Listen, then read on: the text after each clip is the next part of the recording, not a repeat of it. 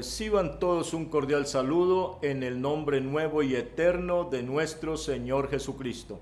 Y sean bienvenidos a este su programa, Palabras Fieles y Verdaderas. En el programa anterior vimos cómo la fe debe nacer en el alma de la persona, pues allí por el libre albedrío es que se acepta o se duda toda palabra dada por el Señor, la cual luego pasa a los sentidos del espíritu y luego se materializa a través del cuerpo del individuo lo que creyó o lo que dudó. En esta segunda parte del mensaje titulado Fe, la sustancia de las cosas que se esperan, veremos cómo la fe genuina es una revelación basada en la palabra de Dios y no es de todos, pues cuando la palabra se hace carne, aunque está prometido en la Escritura, solo por predestinación se puede ver su cumplimiento. Quedamos en la compañía del reverendo William Soto Santiago. Bienvenidos.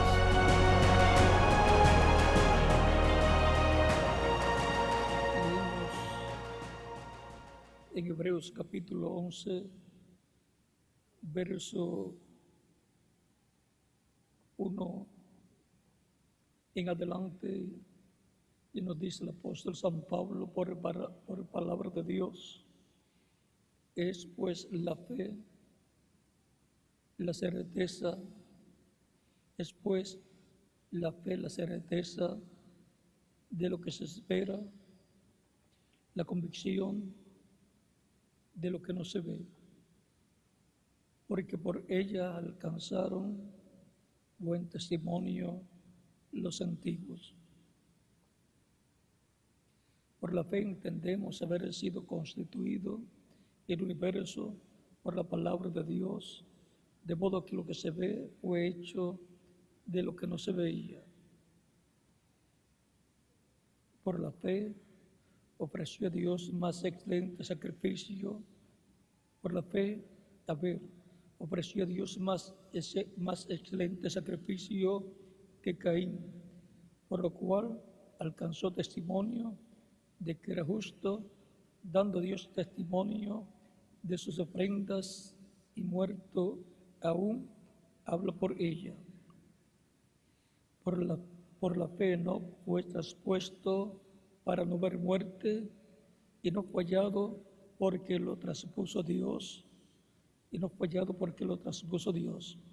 y antes que fuese traspuesto, tuvo testimonio de haber agradado a Dios. Pero sin fe es imposible agradar a Dios, porque es necesario que el que se acerca a Dios crea que le hay y que es galardonador de los que le buscan. Que Dios bendiga nuestras almas con su palabra y nos permita entenderla. Nuestro tema para esta ocasión es fe, la sustancia de las cosas que se esperan. La fe es revelación. Fe es revelación. No es de todos la fe. Pedro, en una ocasión, escuchó a Jesús preguntar en el capítulo 16 de San Mateo: ¿quién dicen los hombres que es el Hijo del Hombre? Y comenzaron sus discípulos a decir: unos dicen que tú eres Elías o Jeremías o Juan el Bautista o alguno de los profetas, o sea, alguno de los profetas que ha resucitado. Si pensaban que era Juan el Bautista, y Juan el Bautista había muerto, pues pensaban que era un profeta que había resucitado. Vamos a leerlo. Capítulo 16, verso 13 en adelante de San Mateo dice: viniendo Jesús a la región de Cesarea de Filipo, preguntó a sus discípulos diciendo: ¿quién dicen los hombres que es el Hijo del Hombre? Y ellos dijeron: unos Juan el Bautista. O sea que muchas personas pensaban que Jesús era Juan el Bautista, que había resucitado.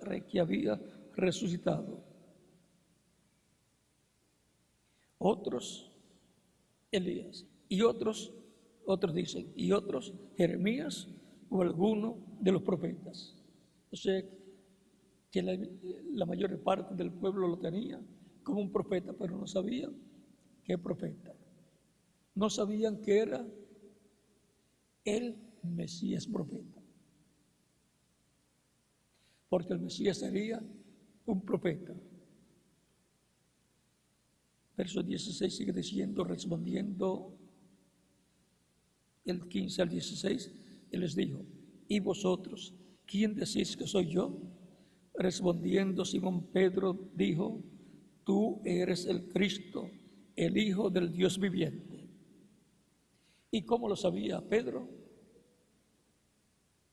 Entonces le respondió Jesús, bienaventurado eres, Simón, hijo de Jonás, porque no te lo reveló carne ni sangre, sino mi Padre que está en los cielos.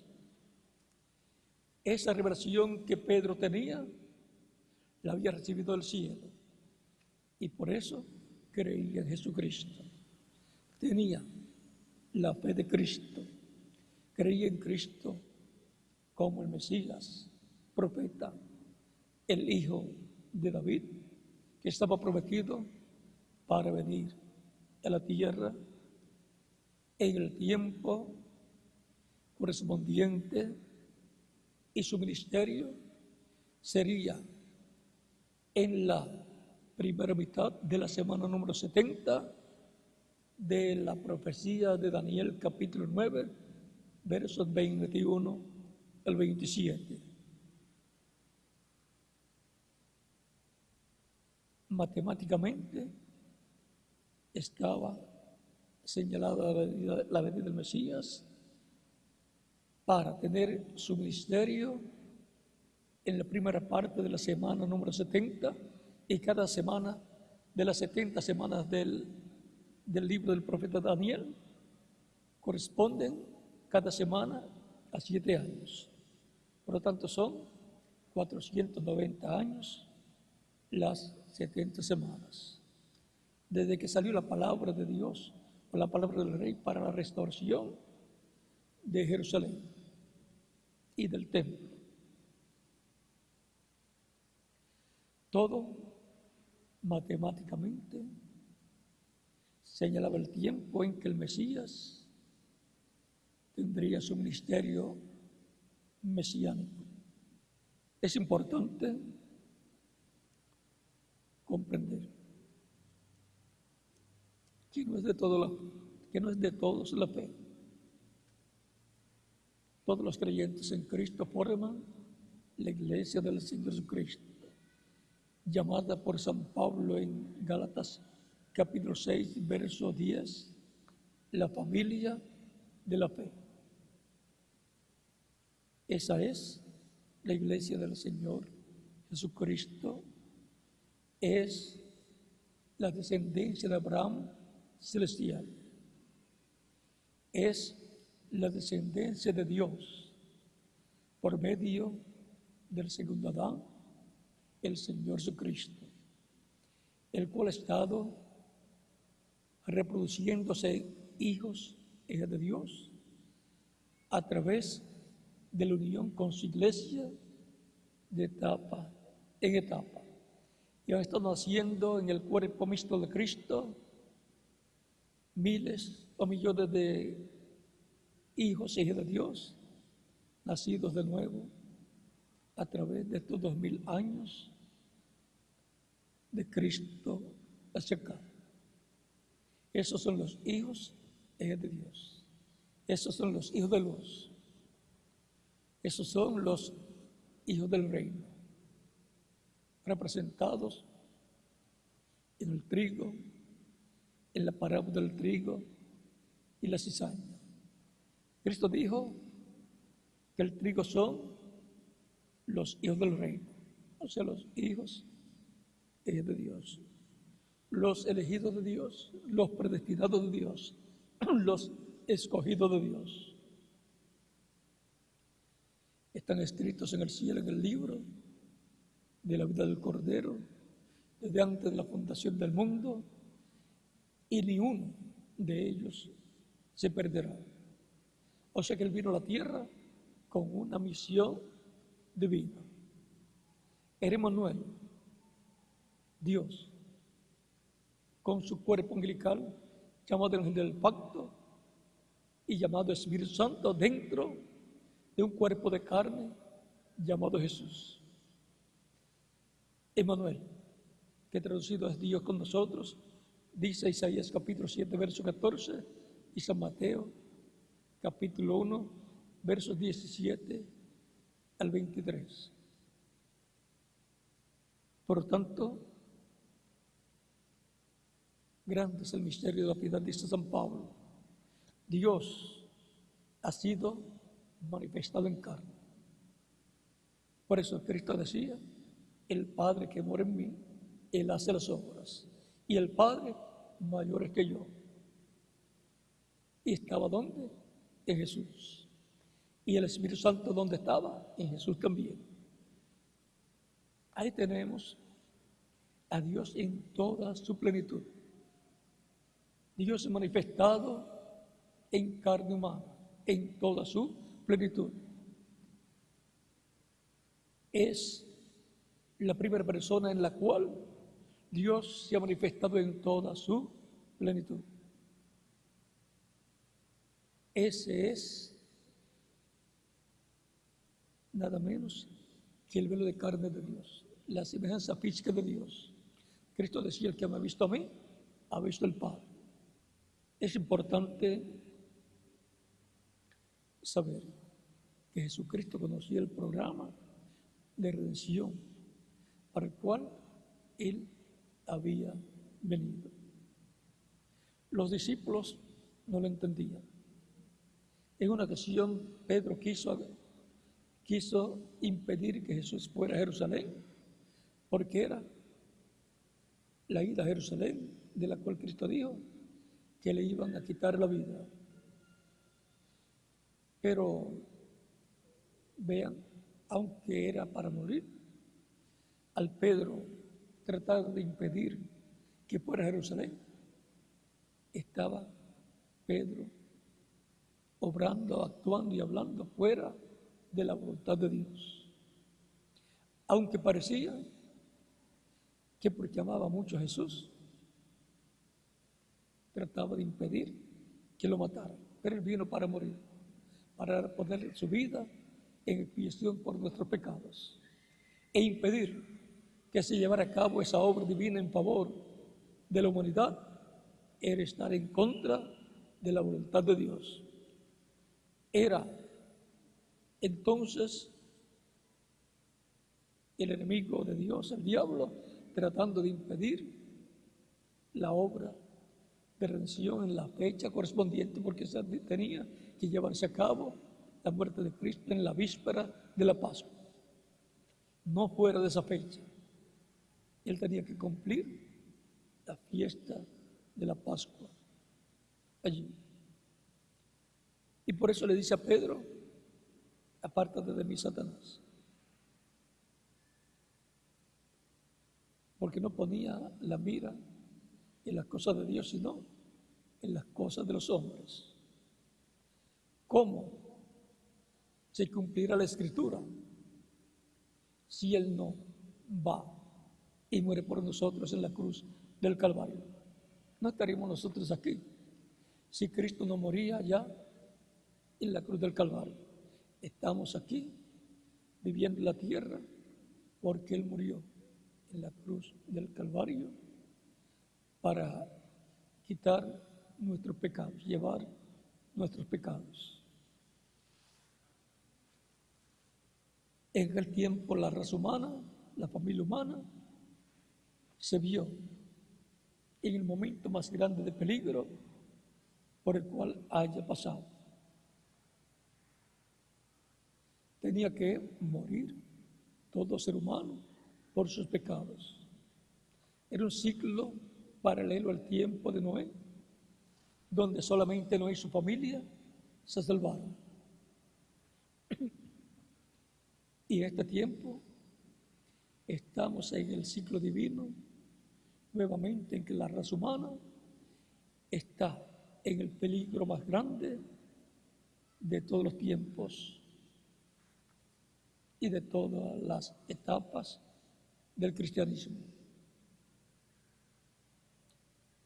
Por eso es que Cristo va a raptar a su iglesia y a llevarlos a la casa del Padre Celestial, a la cena de las bodas del Cordero.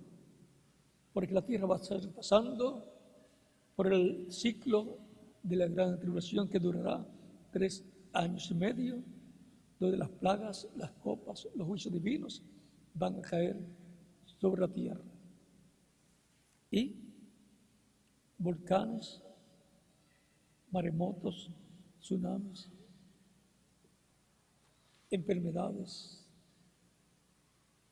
y una guerra atómica está preparándose en este planeta Tierra para llevarse a cabo. Porque las bombas atómicas y de hidrógeno y de cualquier otro tipo no son para que los bebés jueguen con ellos. Han estado preparándose por muchos años para una tercera guerra mundial atómica. Y esto dará lugar al cumplimiento de Malaquías capítulo 4, verso 1, donde dice: he aquí viene el día del Señor grande y terrible. Malaquías capítulo 4. Tenemos que ser realistas. Dice: porque aquí viene el día ardiente como un horno, y todos los soberbios y todos los que hacen maldad serán estopa. Aquel día que vendrá los abrazará, ha dicho Jehová de los ejércitos, y no les dejará ni raíz ni ramo. Con los volcanes en erupción, los terremotos por otro lado,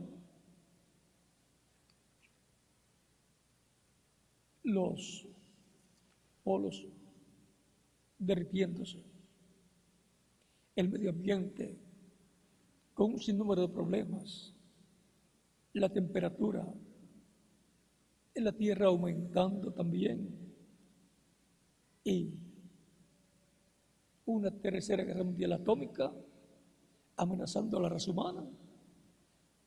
Hemos visto guerras y rumores de guerra por todos los lugares, pero hay una guerra atómica que está preparada en la Escritura, que está profetizada, que se va a llevar a cabo.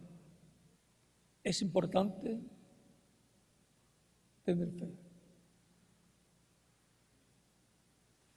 Y se recibe de parte de Cristo por medio del Espíritu Santo a través de la revelación de Cristo por su Espíritu a la persona. Vean capítulo 13 de San Mateo, verso 10 en adelante dice: aquí está el propósito de las parábolas. Dice: entonces, acercándose los discípulos, le dijeron: ¿por qué les hablas por parábolas? Y respondiendo les dijo: porque a vosotros es dado saber los misterios del reino de los cielos, mas a ellos no les es dado. A unos les es dado conocer los misterios del reino de los cielos, recibir la revelación de Dios. Recuerden la lectura que tuvimos hace algunos minutos de San Mateo capítulo 11, versos 25 al 27, donde Jesús dice: te alabo, Señor, te alabo, Padre, Señor del cielo y de la tierra.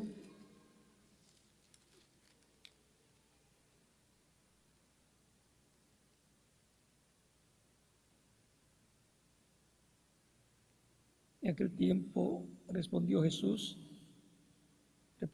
dijo: te alabo, Padre, Señor del cielo y de la tierra, porque escondiste estas cosas de los sabios y de los entendidos y las revelaste a los niños.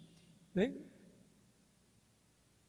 El tener la fe de Cristo y la fe en Cristo, ser un creyente en Cristo, depende de que Dios, el Padre, como hizo con Pedro, le revele quién es Jesucristo y nazca la fe de Cristo en el alma de la persona y lo reciba como Salvador.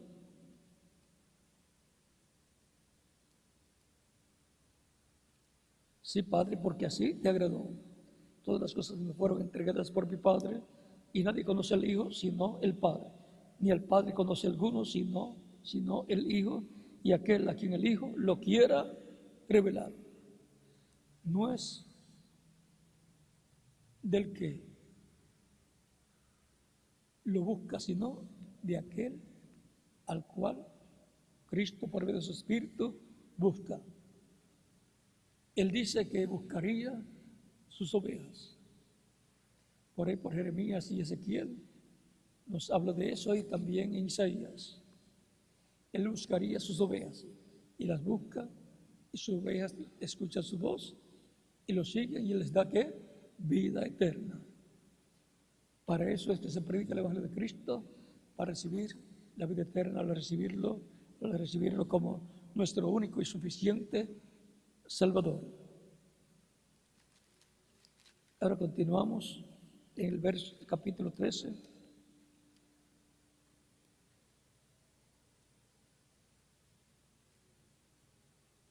Vimos que a unos les es concedido conocer los misterios del reino de los cielos y a otros no es concedido. Eso está en la soberanía de Dios. No es del que quiere, ni del que corre, sino de Dios que tiene misericordia.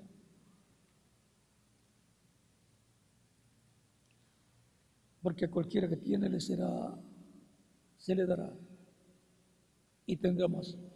Pero el que no tiene, aún lo que tiene, le será quitado. Por eso les hablo por parábolas, porque viendo no ven y oyendo no oyen ni entienden. De manera que se cumple en ellos la profecía de Isaías que dijo: de oído oiréis y no entenderéis, y viendo veréis y no percibiréis. Porque el corazón de este pueblo se ha engrosado, y con los oídos oyen pesadamente, y han cerrado sus ojos para no ver con los ojos, para que no vean con los ojos,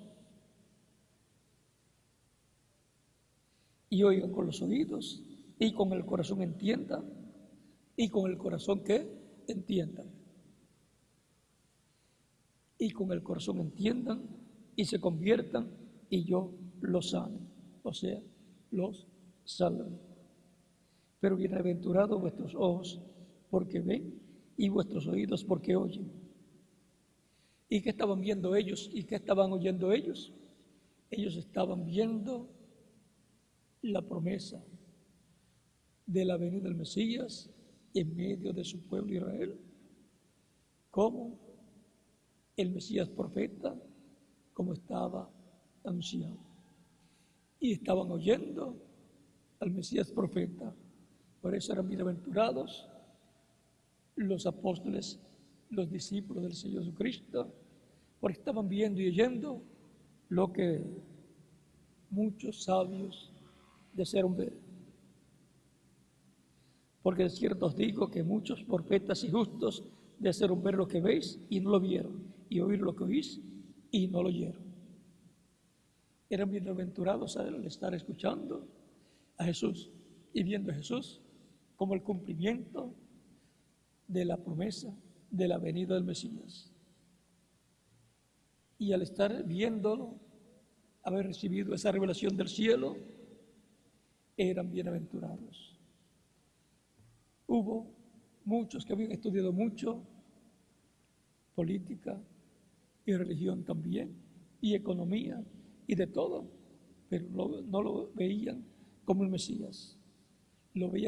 Unos lo veían como un loco, otros decían que por el dedo de Belcebú echaba fuera los demonios, y otros decían que era un comilón y bebedor de vino y amigo de publicanos, y así por el estilo, tratando de desacreditarlo a él, difamándolo. Pero otros decían, cuando resucitó al niño de Naín, la viuda de Naín tenía un niño, un joven, que murió y era el único sostén del hogar. Y cuando lo fueron a sepultar, pasaba Jesús por ese lugar y tuvo compasión de la viuda de Naín. Puso la mano sobre el féretro, se detuvieron todos, detuvo ese caminar de ellos rumbo al cementerio y llamó al joven y lo resucitó. Su madre, muy contenta, dio gracias a Dios, por supuesto, y a Jesús. Y la gente de Naín tuvo gran temor y dijo: Dios ha visitado a su pueblo, porque un gran profeta se ha levantado entre nosotros. Esa es la forma de Dios visitar su pueblo. Allá tenía visitaciones el pueblo de Israel en cada ocasión que Dios enviaba un profeta, porque en ese profeta estaba el Espíritu Santo, Dios, por medio de su Espíritu hablando a través de ese profeta. Así es la visitación de Dios. En San Lucas capítulo 19, verso 41 en adelante, Jesús lloró sobre Jerusalén cuando la vio. Dijo: si tan solo tú, si tan solo en este tu día conocieras lo que es para tu paz, mas ahora está encubierto de tus ojos. Jesucristo es el príncipe de paz, es el único que puede traer la paz a Israel. Se pueden hacer muchos tratados, pero esos son tratados humanos que están por un tiempo y luego desaparecen y no son perfectos. Pero el príncipe de paz es el que traerá la paz a Jerusalén, a todo Israel y a todos los hebreos, a todos los judíos. Y eso será en el reino del Mesías, en el reino de David, que será restaurado por el hijo de David, el Mesías príncipe para el tiempo final. Fe, la sustancia de las cosas se espera. Por eso hay que estar constantemente escuchando la palabra del Señor, leyendo la Escritura, escuchando las conferencias, así por el estilo, mantenerse recibiendo la palabra para que así crezca la fe de la persona, porque la fe está basada en y sobre la palabra revelada de Dios para la persona. Continúen pasando todos una tarde feliz, llena de las bendiciones de Cristo nuestro Salvador. Y hasta el próximo domingo. Dios bendiga.